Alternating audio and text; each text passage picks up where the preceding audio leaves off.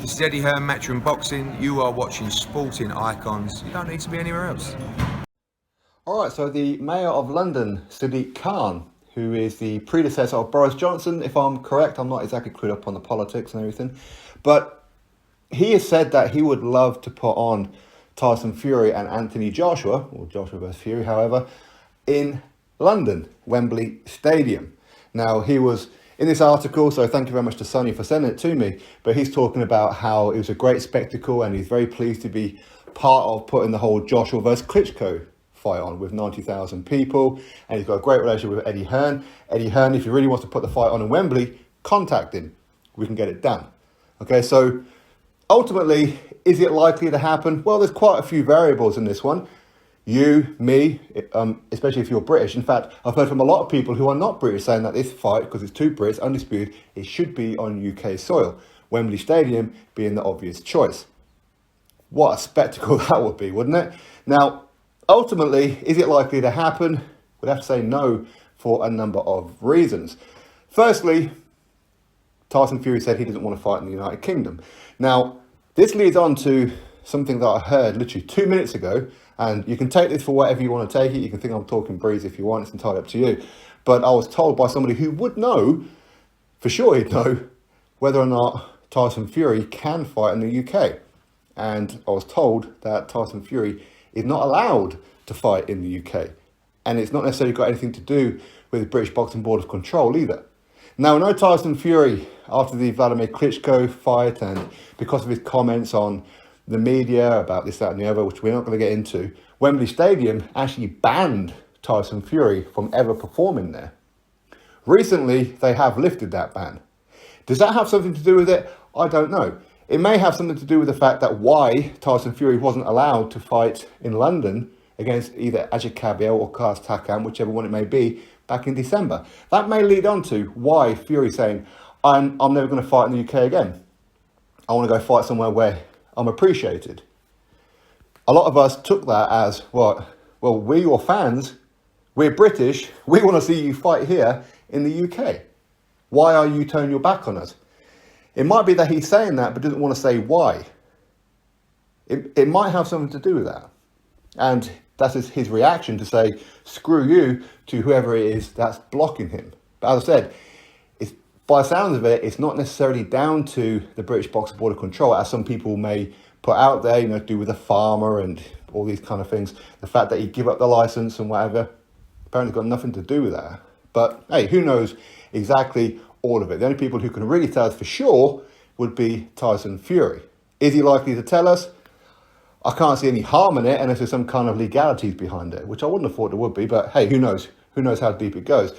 But that bit aside, is it likely to happen anyway? Even if Tyson Fury could fight in the UK, even if Tyson Fury wanted to fight at Wembley, is it likely to happen?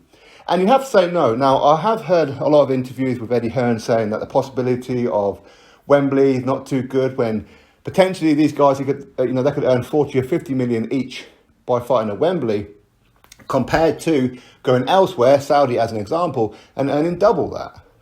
If you're a fighter, where would you want to go? It's prize fighting after all. Now, 50 million, 40 million, whatever it may be, is not to be sniggered at. That's a hell of a lot of money. That's more money than Joshua's made in one fight, and certainly more money than Tyson Fury has made in one fight. But if there's an option to go earn 80 million, 90 million, even 100 million elsewhere, that's probably what you're going to do. But it's not just exclusive to Eddie Hearn saying that recently as a way to deflect maybe fighting in Wembley. Maybe Eddie Hearn knows Tyson can't fight Wembley, but he's just saying it's a financial thing, which I'm sure there's some truth to it. But if we go back to way even before the pandemic, a lot of people say, well, the pandemic, you can't guarantee the amount of crowds at London. We don't know what's going to happen. Maybe there's going to be another phase of this lockdown coming up. We don't know. But if you look even before the pandemic, when serious talks were arising about Anthony Joshua taking on Tyson Fury at Wembley Stadium, Eddie Hearn was saying then, it's not financial. He was putting off the whole Wembley fight, saying, maybe we should go elsewhere for it because there's more money. And so as much as for a long time, that Eddie Hearn was saying how loves nothing more than to put on huge spectacle fights at Wembley Stadium. The British fans deserve it. We are the best fans in the world, and yada, yada, yada. Suddenly now, it's about money. It's no longer, well, it's always been about money, of course it is, but it's no longer about the British fans. Now, AJ is not a British fighter, he's a global fighter. He should be fighting all over the world. And as world champion, you should fight all over the world, as Tyson Fury is as well. But ultimately, Eddie Hearn didn't really want Wembley anymore. He wants to go elsewhere to earn a lot of money. It's a business at the end of the day. That's exactly what it is. So to go back onto the point for Sadiq Khan, I personally, as much as he may say he wants to fight, I'm sure Sadiq Khan will know somewhere, or maybe he doesn't, I don't know, as to whether or not Tyson Fury can fight in the UK. If he's allowed to fight in the UK. That's probably the biggest sticking point right now, outside of the finances. It's got to be, isn't it? And especially if Saudi, it's a country that obviously Anthony Joshua, he fought Andy Ruiz Jr. in a rematch. Tyson Fury, he'd done his WrestleMania thing over there as well. They're both familiar with Saudi and they both come away with it with a great experience. They love the country and the country is evolving, it's changing. And people may want to say, well, these fighters shouldn't go to Saudi due to the politics over there or other countries due to the politics. At the end of the day, it's got nothing to do with Tyson Fury. It's got nothing to do with Anthony Joshua. These are two guys stepping foot in a boxing ring and going to have a fight. The politics within the country, nothing to do with them at all. They can't change it. Okay, so it is what it is. And no matter where it is in the world, you and I are going to watch it. Ain't nobody going to boycott this fight. It doesn't matter where it is. It doesn't matter under what circumstances it's going to be. People are going to watch it. Doesn't matter how much the pay-per-view is going to cost. People are going to pay for it. Why would you want to risk doing an illegal stream with lagging and whatever else? Ideally, of course, as I said before, people would love nothing more than this fight to be happening in the United Kingdom, especially at Wembley Stadium. Of course it would. I'd absolutely love that. But if it does turn out that Tyson, it's all about the license, there's ways around it. As I said before, David H. Chisora fought with a Luxembourg license.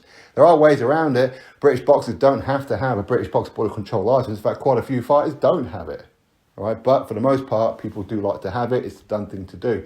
Anyway, Sadiq Khan, the mayor of London, says that he would love to put on Tyson Fury and Anthony Joshua at Wembley Stadium.